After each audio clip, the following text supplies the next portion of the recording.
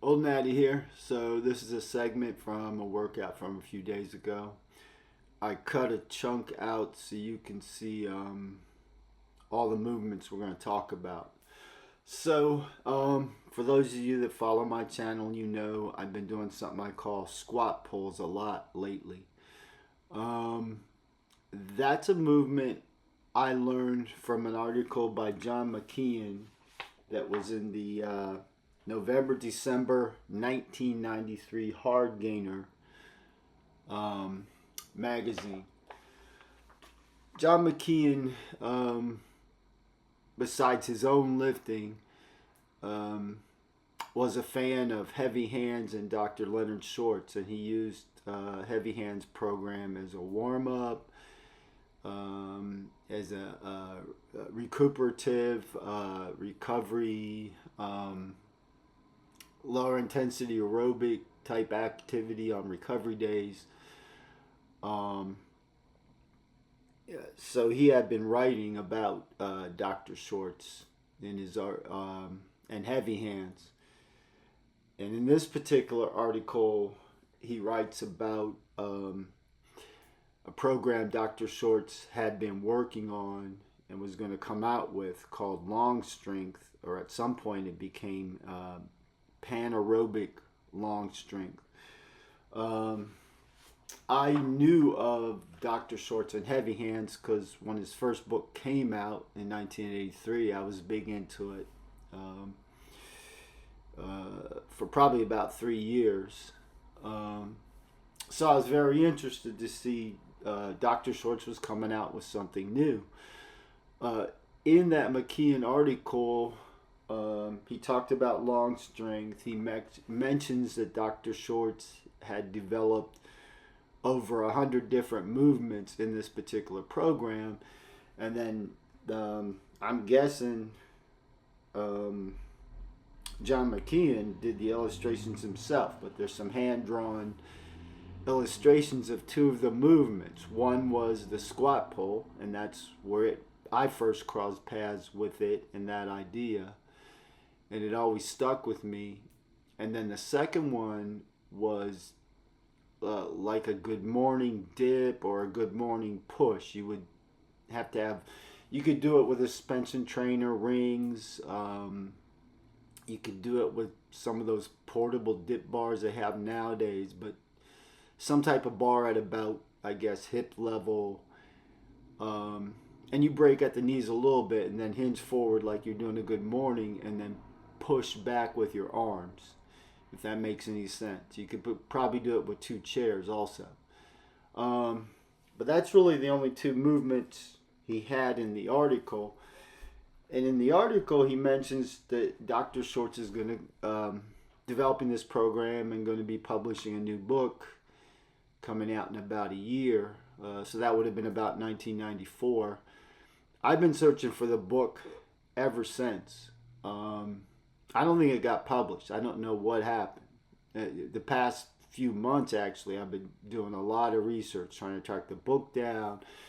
I found some actual videos of Dr. Schwartz, Dr. Schwartz explaining the program, Heavy Hand stuff.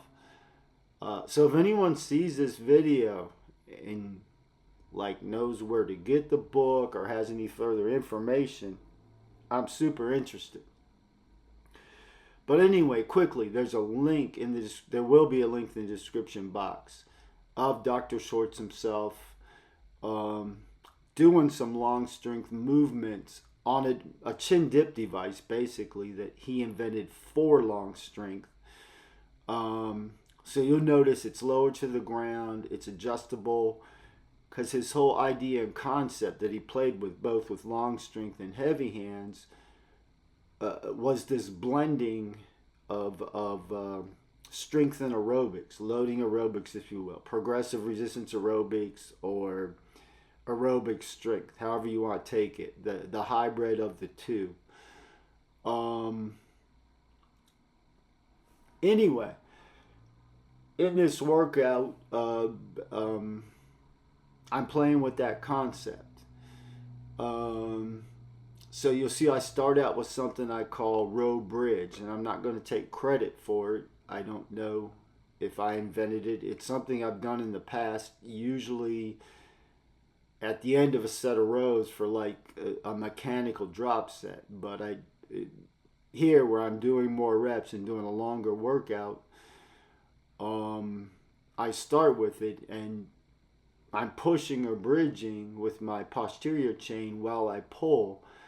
It really was a tremendous workout. Of course, I'm using the weight vest also to put more challenge into the workout. Then I pair that with a 6 count burpee, which he didn't invent, but as we know, he didn't invent it, but it would fall into the same category of this trying to use total musculature kind of idea, and you have the matching push to pull, which I like to blend. So I run sets of 25 4 times through, so 100 of each of that. Then I go to the squat pull, which again, lower body, upper body in that vertical pulling. And then you'll see me switch around and finish up with what I call dip squat. So, getting back to that 1993 article by John McKeon, when I read that article and saw the squat pull and then saw the good morning dip or good morning push, I thought to myself, why didn't he do a squat dip? The squat pull and the squat dip would be a great total body combo.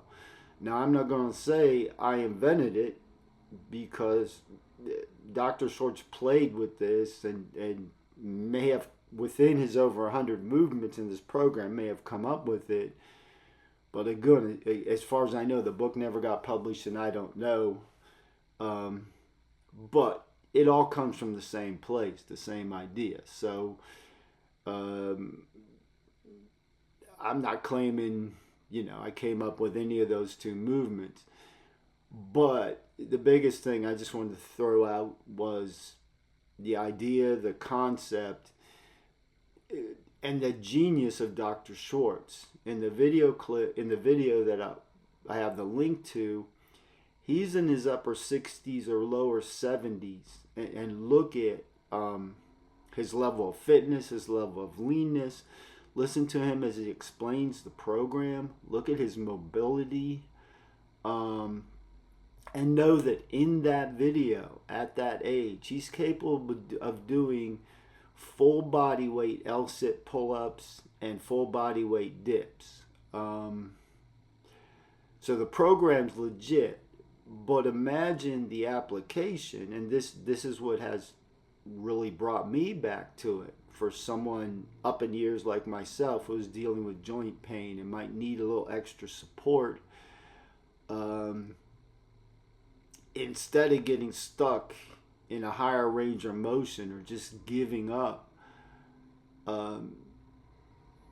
now with the aid of the upper body, I can go deeper into my squats, and I can help myself through pain points,